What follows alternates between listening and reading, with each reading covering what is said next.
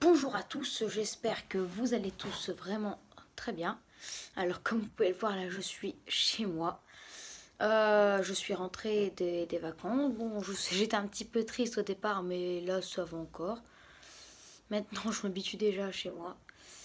Alors, oui, donc comme vous le verrez dans le titre de la vidéo, a priori, le phénomène El Niño pour pour fin 2020 là, euh, serait a priori le plus puissant depuis l'année 2011, donc depuis 9 ans, avec un refroidissement de l'océan Atlantique de -1 à -1,5 degrés en moyenne.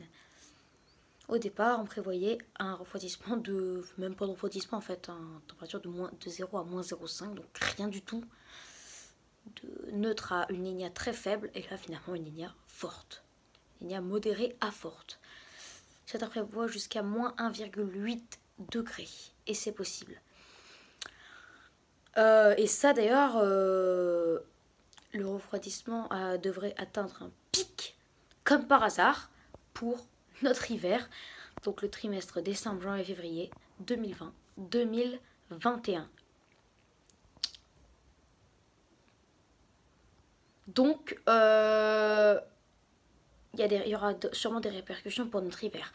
Alors oui, parfois, ça arrive très rarement, mais parfois, quand on a une ligne up, même pour l'hiver, on a des hivers extrêmement doux en France.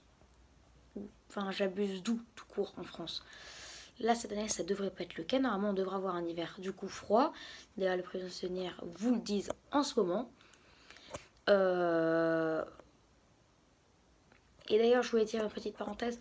Regardez les prévisionnaires les plus récentes pour l'hiver. Donc, regardez celles que j'ai faites le 12 juillet. Parce qu'il y a des petits trucs qui ont changé.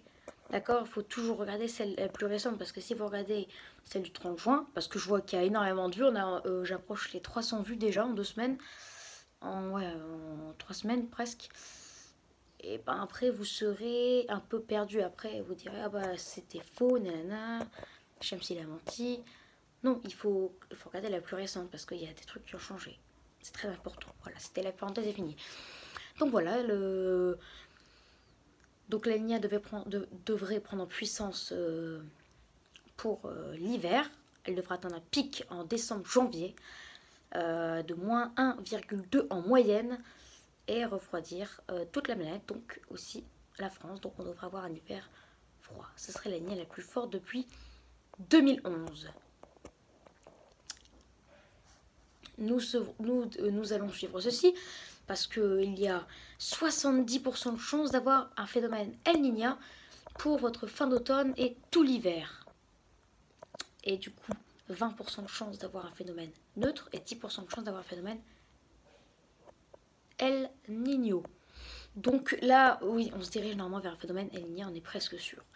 Il faut attendre dans les prochains mois,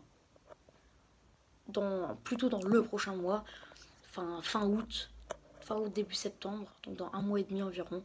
Là, on sera un peu plus sûr. Voilà. Mais le refroidissement devrait vraiment commencer à partir de septembre et atteindre un pic de froid, donc -1,5 degrés, pour décembre ou janvier. Voilà.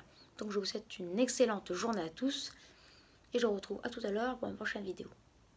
Ciao!